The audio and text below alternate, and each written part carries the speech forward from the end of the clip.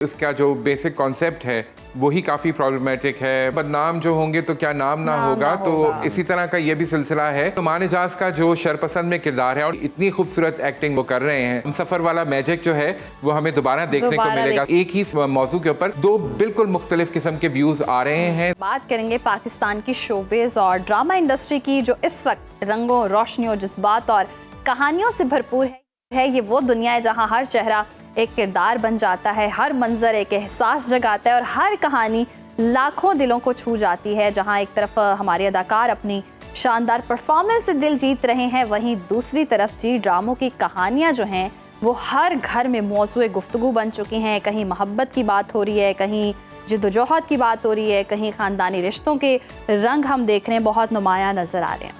ये वो दुनिया जो कभी हैरान करती है, कभी मुस्कुराती है और कभी जज्बात से भर देती है। ड्रामों की कामयाबियां, तनाज़ात और अदाकारों के फैसलों से मुताल्लिक गपशप करते हैं। इस गॉसिप के लिए हमारे साथ हमेशा की तरह मौजूद हैं फिल्म एंड ड्रामा क्रिटिक हारून शुएब साहब। हारून, वेलकम टू सुनो पाकिस्तान। सबसे पहले तो बात कर लेते हैं रियलिटी शो लाजवाल इश्क का, जिसकी हालिया किस्त का बड़ा चर्चा है। सोशल मीडिया पर बड़ा हंगामा इसको लेकर, शुरका के जज्बाती और बोल्ड मनाजिर पर सारिफीन की जानिब से बहुत तनकीद भी की जा रही है। ये तनकीद किस हद तक जायज़ है आपके मुताबिक? देखिए जी, ये तो प्रोग्राम जब से ऑन एयर हुआ है, लाइव हुआ है, एक्चुअली इट्स ऑन यूट्यूब, किसी चैनल पे तो दिखाया नहीं जा रहा। तो जब से ये लाइव हुआ है यूट्यूब के ऊपर और अब मेरे ख्याल में 17-18 एपिसोड्स आ चुके हैं, तो नाजरीन जो है बड़े हैरान हैं और हम सब जो है वो ये देख रहे हैं कि ये किस किस्म के प्रोग्रामिंग जो है वो इंट्रोड्यूस की गई है, क्योंकि उसका जो बेसिक कॉन्सेप्ट है वही काफ़ी प्रॉब्लमेटिक है हमारे माशरे में। आप ये देख रहे हैं कि जब भी रियलिटी शोज़ इस तरह आते हैं तो आमतौर पे ख़वातीन और मर्दों के बीच में एक फिर भी फासला रखा जाता है। तो अब इस लास्ट एपिसोड में हमने देखा कि जुनेद जो एक कंटेस्टेंट हैं, वो जब अपनी वालदा का जिक्र करते हैं जो कि इस दुनिया से जा चुकी हैं, तो वो जज्बाती हो जाते हैं और रोने लगते हैं। तो वो जो दूसरी खातून हैं उनके साथ एक कंटेस्टेंट, वो भी बहुत जज्बात में आकर वो भी रोने लगती हैं और फिर जुनेद जो है उनको कंसोल करते हैं। तो वो जो कुछ मनाजिर थे वो कुछ बहुत ही ज़्यादा इंटीमेट हो गए थे और उसके ऊपर लोगों को बहुत एतराज़ हुआ और मेरे ख्याल में दुरुस्त एतराज़ हुआ। देखिए, ये वो लोग हैं जिनको हम अपने टीवी ड्रामा की स्क्रीन्स पे भी देखते हैं, जिनको हम अपने रियलिटी शोज़ में भी देख चुके हैं। जुनेद पहले इससे एक टेलीविज़न के रियलिटी शो में भी आ चुके हैं, तो इन सब लोगों को जानते हैं लोग। तो उनके साथ जब इस किस्म की चीज़ें एसोसिएट होती हैं और फिर आयशा जो है, आयशा उमर जो कि इस प्रोग्राम की होस्ट हैं, उनको भी हम देख रहे हैं। लिबास से लेकर कहानी के जो बेसिक प्रेमिस है जो इस पूरे प्रोग्राम का, उसमें ही बहुत सारे सवालात खड़े हो जाते हैं और लोगों का ये कहना है कि अब ये जो जिस नहज पे हम जा रहे हैं, इट्स अ स्लिपरी स्लोप। इसके बाद आगे क्या होगा, इससे नेक्स्ट यकीनन हारून, जिस सिचुएशन में हम हैं, मुझे तो लग रहा है अब इससे भी ज्यादा बोल्ड चीजें आने वाली हैं। लेकिन वही बात है ना, जिस चीज को जितना मुतनाज़िब बना दिया जाता है, शायद ये स्ट्रेटजी भी होती है, वो उतनी ही मकबूल हो जाती है।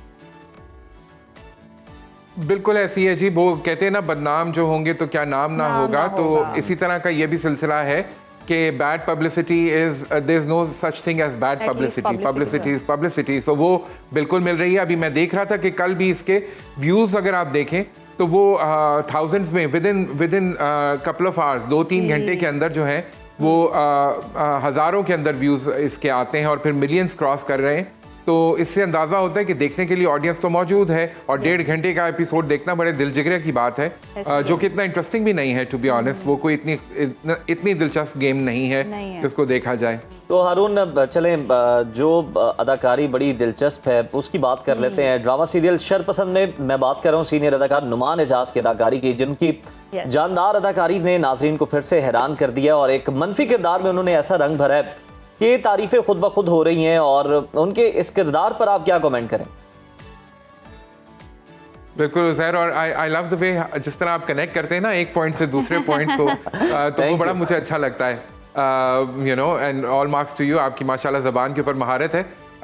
बिल्कुल नुमान एजाज का जो शरपसंद में किरदार है, और नुमान एजाज का हम कंसिस्टेंटली करियर देखते हैं, जब उनको अच्छा ड्रामा, अच्छा स्क्रिप्ट, अच्छा डायरेक्टर और परफॉर्मेंस का मार्जिन मिलता है तो वो बिल्कुल हैरान कर देते हैं। और इस शरपसंद ड्रामे में भी इतनी खूबसूरत एक्टिंग वो कर रहे हैं और हम देख रहे हैं मनफी किरदार है, सेंट्रल कैरेक्टर है। और अगेन ये बड़ी खुशाइन बात है कि पाकिस्तान में जो है वो अब मनफी किरदार या जो हीरो हीरोइन से हट के किरदार हटकर भी, हैं yes. वो भी जो है वो सेंट्रल कैरेक्टर्स बनते जा रहे हैं। तो अब आपने देखा चाहे वो सबा हमीद साहिबा हों, वो जिस तरह हमें नूरजहां में नजर आई थी, या नुमान इजाज हों जिस तरह हमें शरपसंद में नजर आ रहे हैं, या सानिया सईद के बहुत सारे ड्रामे ऐसे जहन में आते हैं। नादिया जमील एक ऐसी एक्ट्रेस हैं जो कि पूरा ड्रामा अपने कंधों पर लेकर चलती हैं।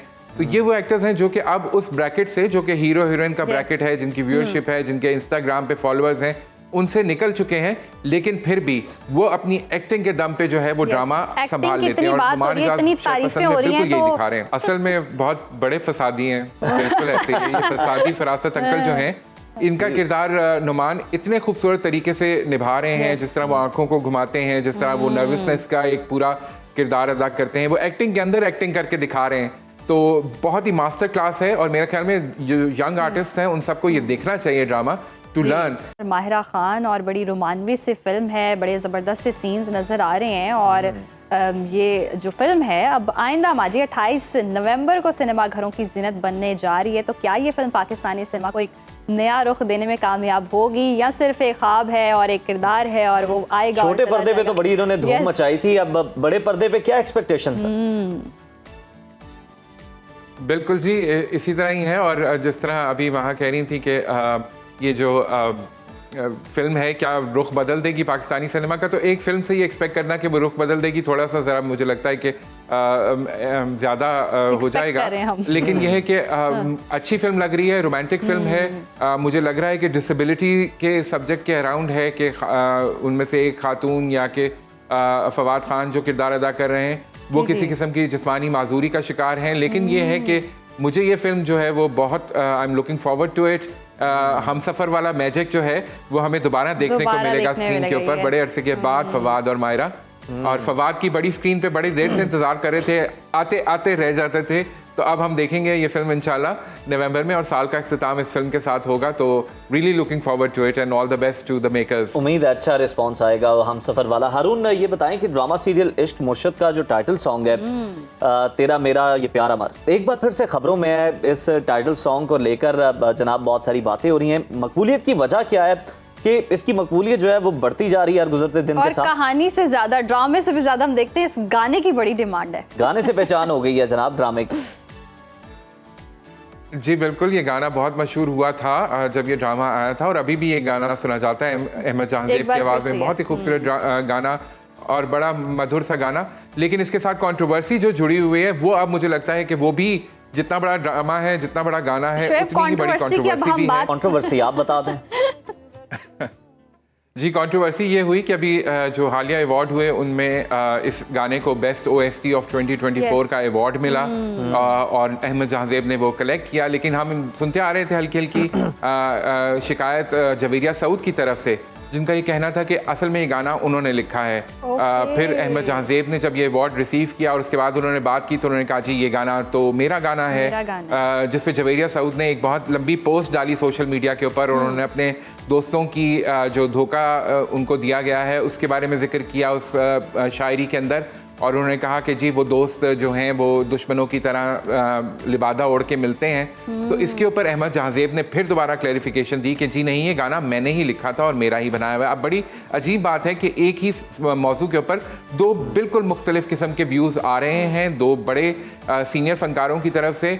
लेकिन जो मुझे पता है, जो अंदर के ज़राए से मुझे पता चला है, वो यही है कि ये गाना जो है मिलके एक सिटिंग में बनाया गया था, लेकिन अहमद जहांजेब का ही मेन आइडिया था। उसके अंदर लेकिन आपको कुछ अंदाजा तो हो जाता है, आप इन दोनों को जानते भी हैं, आपको पता होगा कि किसके राइटिंग स्किल्स ज्यादा अच्छे हैं दोनों में से, तो अंदाजा तो लगाया जा ही सकता है। जी बिल्कुल, जवेरिया भी एक माशाल्लाह लिखने के मामले में तेज हैं और लिखती भी हैं। उन्होंने ड्रामों के स्क्रिप्ट भी लिखे हैं। लेकिन अहमद जहांजेब को ज़ाहिर है मौसीकी का ज़्यादा पता है। वो अपने गाने पहले भी लिखते रहे हैं, तो वो जो है वो एक फ्रेमवर्क जो होता है सॉन्ग राइटिंग का, वो अहमद जहांजेब ज़्यादा समझते हैं। जवेरिया ज़ाहिर है कि अहले ज़बान है और ज़बान पे उनका अबूर होगा, लेकिन उन्होंने जिस तरह मैंने कहा कुछ अल्फाज ज़रूर बताए होंगे। लेकिन यह है कि गाना बहरहाल अहमद जहांजेब का है, उन्हीं की आवाज़ में है। मामले के बाद फिर भी हम ये कह सकते हैं कि लिखा जिसने भी हो, लेकिन गाया बहुत ज़बरदस्त है, और जो इसकी धुन है या म्यूज़िक बना, जो कॉम्पोजिशन है वो इतनी ज़बरदस्त है कि नाजरीन को बहुत मुतासिर करती है। और आने वाले वक्तों में हम देख रहे हैं कि तारीखी तौर पर पर भी देखा जाए तो ये गाना बहुत ज़बरदस्त है, मेरा तो बहुत पर्सनली फेवरेट है। तो अब ये कंट्रोवर्सी से आगे बढ़ते हुए हम एक और ड्रामे की बात कर लेते हैं। सीरियल जी मेरा नाम मंटो एक बहुत ही बड़ा शाहकार देखने में आ रहा है और ऐसा लग रहा है कि ये बड़ा खूबसूरत ड्रामा है, दीगर बड़े प्रोजेक्ट्स के दरमियान कहीं दब के रह गया है। ये क्या वजह है कि ये अदबी लिहाज से भी हम देख रहे हैं कि एक ड्रामा है और इसकी मकबूलियत उस तरह से नहीं हो पा रही है? देखिए जी, कहानी सबसे ज़्यादा इम्पोर्टेंट होती है। सही। खूबसूरती भी है ड्रामे में, प्रोडक्शन वैल्यू बहुत अच्छी है, नो डाउट, फ्रेमिंग बहुत अच्छी है, अल्फाज बहुत अच्छे हैं, सो अदब का दर्जा मिल सकता है इस ड्रामे को। लेकिन क्योंकि ड्रामे की कहानी इतनी कमज़ोर है और इतनी कॉन्वोल्यूटेड है कि मुझे लगता है कि अब उसके व्यूज़ के अंदर भी नज़र आ रहा है, लोग उसको नहीं देख रहे हैं। साथ ही साथ अगर आप देखें आजकल इतने अच्छे ड्रामे आ रहे हैं कि उसके बीच में वो ड्रामा दब के रह गया है और उसकी जो बेसिक प्रेमिस है वो भी बड़ी प्रॉब्लमेटिक है। लोगों को बहुत सी चीज़ों पे एतराज़ है, जिस तरह के दिखाया गया है कत्ल पे कत्ल हो रहे हैं, जिस तरह दिखाया गया है कि टीचर और स्टूडेंट का इश्क हो रहा है, जिस तरह दिखाया गया है कि यूनिवर्सिटी का माहौल क्या है जहाँ पर बाकी स्टूडेंट्स मिलकर टीचर के ऊपर जोर डाल रहे हैं कि वो अपनी ही एक शागिर्द के साथ कोर्ट मैरिज कर ले।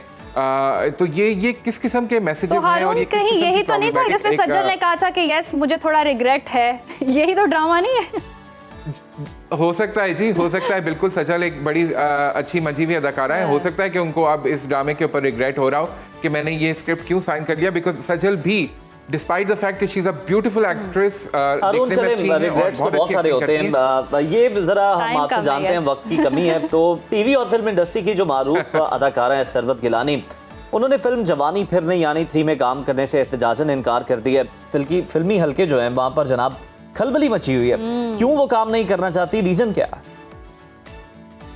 अच्छा, मैं बड़ा हैरान हुआ सरवत का एक इंटरव्यू आया हाल ही में जिसमें उन्होंने कहा कि जी मैं जवानी फिर नहीं आनी 3 में काम नहीं करना चाहती, क्योंकि जवानी फिर नहीं आनी 2 के बाद जो टीम थी जिसमें नदीम बेग थे, हिमायूं थे, वासे चौधरी थे और बाकी फनकार, इन्होंने मेरे साथ रब्ता नहीं रखा, हमने मिलकर प्रमोशंस में हिस्सा नहीं लिया। मैंने टिकट बुक करा लिया था लेकिन मुझे लेकर नहीं गए दुबई और लंदन, हालांकि मुझे पता है कि वो ट्रैवल करती रहती है इंटरनेशनली, लेकिन उनकी शिकायत है इस हवाले से और उन्होंने कहा कि इस तरह अगर मेरी कदर नहीं होती तो मैं उस प्रोजेक्ट में काम नहीं करना चाहती। लेकिन मैं सिर्फ एक बात कहना चाहूँगा कि सरवत को इंडस्ट्री में काम करते हुए काफ़ी अरसा हो गया है, उनको पता होना चाहिए कि ये इंडस्ट्री ऐसी ही है। जब आपके साथ काम होता है तो लोग मिलते हैं, एक प्रोजेक्ट पे काम करते हैं और जब काम निकल जाता है तो उसके बाद सब अपने अपने दूसरे कामों में बिजी हो जाते हैं।